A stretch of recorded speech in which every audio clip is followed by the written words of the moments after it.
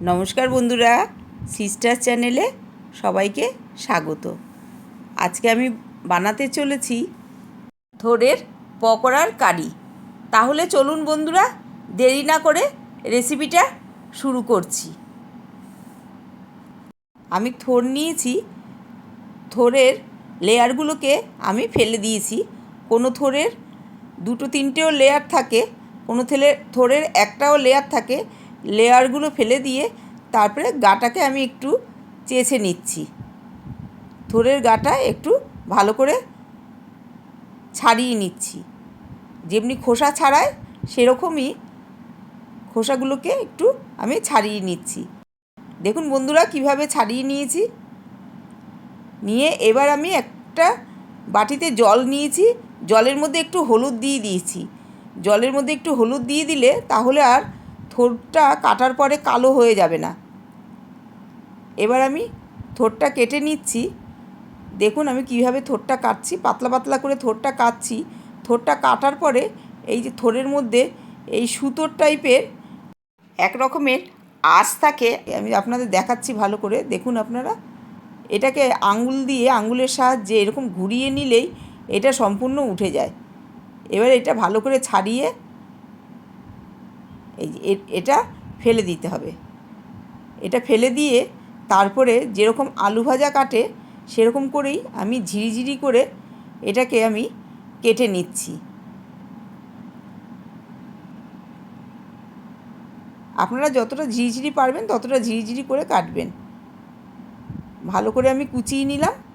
নিয়ে এবার হলুদ জলের মধ্যে আমি এটা কুচানো থোড়টাকে আমি দিয়ে দিচ্ছি। এইভাবে আমি সম্পূর্ণ থোড়টা কেটে নিচ্ছি। আমি আরও একটা কেটে আপনাদের দেখাচ্ছি। দেখুন বন্ধুরা, এইভাবে একটা করে কেটে আঙুলে এরকম জড়িয়ে নেবেন। আবার পাতলা করে আর এক পিস কেটে আঙুলে জড়িয়ে নেবেন। এইভাবে যতবার আপনারা এইভাবে পিস করে কাটবেন ততবার আপনারা আঙুলের মধ্যে এরকম জড়িয়ে নেবেন। থোড়টা কাটার পরেই দেখবেন এরকম সুতোর মতন এরকম বেরিয়ে আসছে। এগুলো সম্পূর্ণ আঙুলের মধ্যে জড়িয়ে নেবেন, না হলে খাবারের সময় না এগুলো ভালো লাগে না খেতে। এগুলো সম্পূর্ণ ফেলে দেবেন। দিয়ে এবারে আমি ঝিরিঝিরি করে আমি এগুলোকে সব একবারে কেটে নিচ্ছি। আমার থোড়টা সম্পূর্ণ কুচোনো হয়ে গেছে। দেখুন বন্ধুরা, ঠিক ছোট্ট ছোট্ট এইভাবে যেমন আলু ভাজা কাটেন ঠিক সেরকমভাবে আপনারা টুকরো করে নেবেন। এবারে একটা ঝাঁঝরির মধ্যে নিয়ে আমি জলটাকে ঝরিয়ে নেব।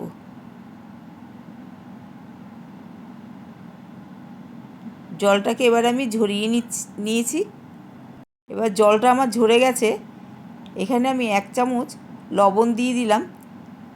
লবণ দিয়ে থোড়টাকে আমি সম্পূর্ণ ভালোভাবে মিক্সড করে নিচ্ছি লবণের সাথে। দিয়ে আমি 5 মিনিটের জন্য এটা ঢেকে রেখে দেব। 5 মিনিট পরে থোড়টা আমার লবণ দিয়ে যেহেতু মাখা ছিল, আমার থোড়টা কতটা মজে গেছে এবং অনেকটা জলই বেরিয়ে গেছে। আমি এরপরে হাতের মধ্যে প্রেসার দিয়ে একটু থোড়টা যে একটুখানি জল আছে সেটুখানি জল আমি ঝরিয়ে নেব। পুরো এরকম চিপে চিপে ভালো করে জলটা ঝরিয়ে থোড়গুলোকে একটা বাটির মধ্যে তুলে নিচ্ছি। দেখুন বন্ধুরা, আমি সম্পূর্ণ থোড়ের মধ্যে জলগুলো ঝরিয়ে নিয়েছি। এবার আমি চলে যাচ্ছি পরের স্টেপে। ওভেনে একটা কড়াই বসিয়ে দিয়েছি। এর মধ্যে দিয়ে দিলাম সাদা জিরে 1 চামচ, 3টে শুকনো লঙ্কা, তেজপাতা, লবঙ্গ, দারচিনি আর এলাচ, 4খানা এলাচ দিয়ে এটা আমি গ্যাসের ওভেনটা লো করে রাখবো। রেখে এটাকে আমি হালকা করে একটু ভেজে নেব। বেশি লাল করে ভাজবো না, একটু হালকা করে ভেজে নেব। এবার আমার হালকা করে ভাজা হয়ে গেছে, একটা বাটিতে তুলে নিলাম। এখানে রসুনের কোয়া নিয়েছি 10খানা, পেঁয়াজ নিয়েছি, দুটো মিডিয়াম সাইজের কাঁচা লঙ্কা নিয়েছি, এগুলোকে ছোটো ছোটো করে আমি টুকরো করে নিচ্ছি। একদম ছোটো ছোটো করে, দেখুন বন্ধুরা, এরকম ছোটো ছোটো করে একদম টুকরো করে নিয়েছি। দেখুন বন্ধুরা, থোড়টা আমার একদম পুরো ঝরঝরে হয়ে গেছে, এর মধ্যে জল নেই একদমই।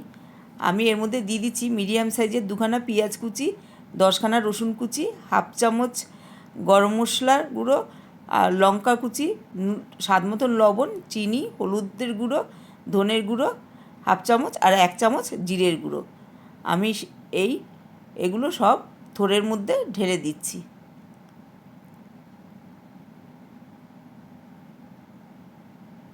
আমি এর মধ্যে দিয়ে দিচ্ছি 2 চামচ কর্নফ্লাওয়ার আর 3 চামচ ময়দা দিয়ে সব উপকরণগুলোকে আমি একসঙ্গে মিক্সড করে নিচ্ছি।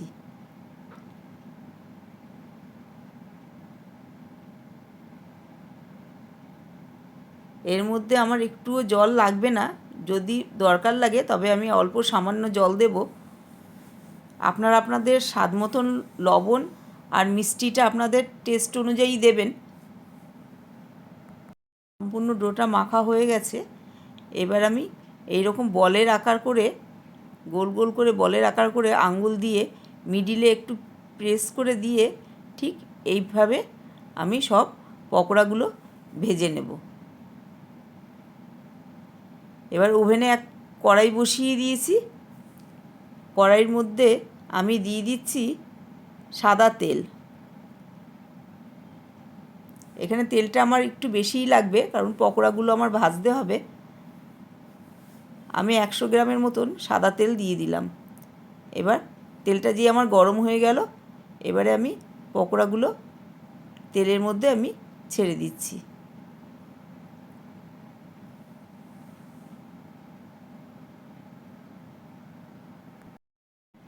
একসাথে আমি খুব বেশি ভাজবো না,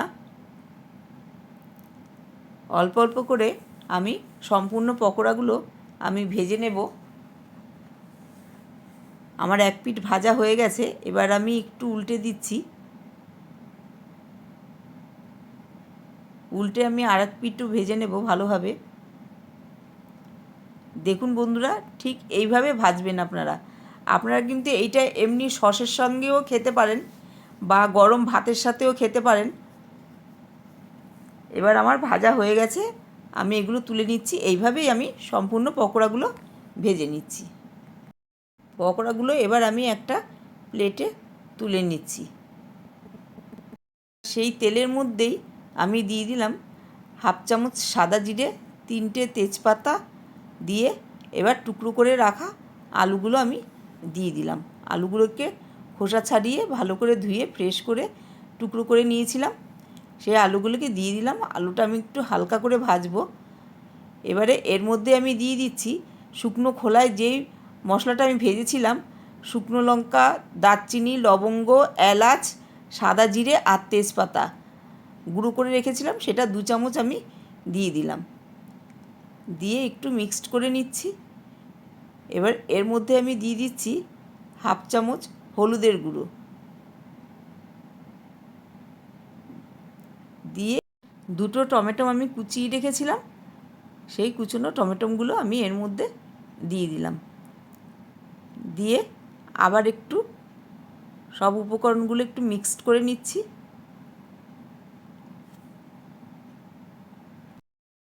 এর মধ্যে দিয়ে দিলাম 1 চামচ লবণ। গ্যাসের ওভেনটা কিন্তু এ সময় আপনারা একদম লোতে রেখে দেবেন, না হলে মশলাটা পুড়ে যাবে। এবার আমি অল্প সামান্য জল দিয়ে দিলাম। দিয়ে এবারে একটু আমি ঢেকে দেব। কিছুক্ষণের জন্য আমি এটা ঢেকে আলুটা একটু সেদ্ধ হতে দেব।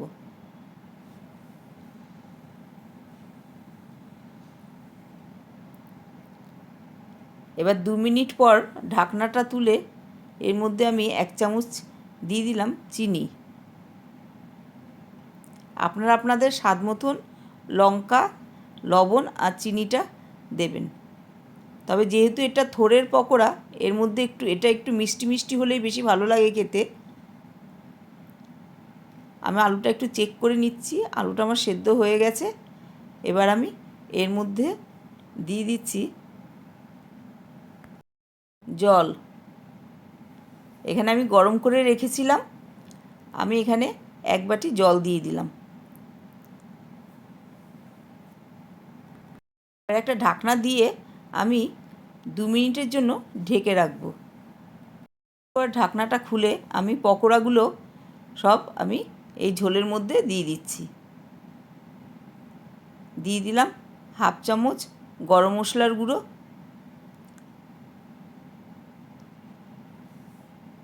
আর দিয়ে দিচ্ছি 1 চামচ ঘি। দিয়ে এটাকে আবার আমি 1 মিনিটের জন্য ঢেকে দিচ্ছি। এটা খুব বেশি ফোটাবার দরকার নেই, 1 মিনিট হলেই যথেষ্ট। 1 মিনিট পরে ঢাকনাটা এবার আমার থোড়ের পকোড়া কারি অলমোস্ট ডান। এবার আমি একটা প্লেটে তুলে নিচ্ছি।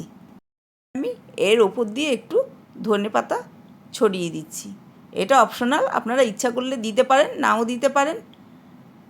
এটা ডেকোরেশনের জন্য একটু ধনেপাতাটা আমি ছড়িয়ে দিলাম ওপরে।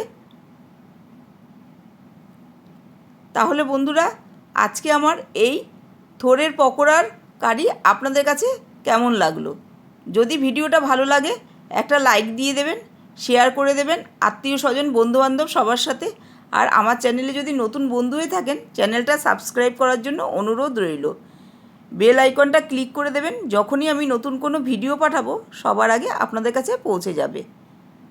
আপনারা এটা বাড়িতে বানিয়ে খেয়ে কমেন্ট করে আমাকে জানাবেন কেমন খেয়েছেন। সবাই ভালো থাকবেন, সুস্থ থাকবেন। নেক্সট রেসিপি নিয়ে আবার আপনাদের কাছে ফিরে আসছি। আজকের মতন বিদায় নিচ্ছি। ধন্যবাদ।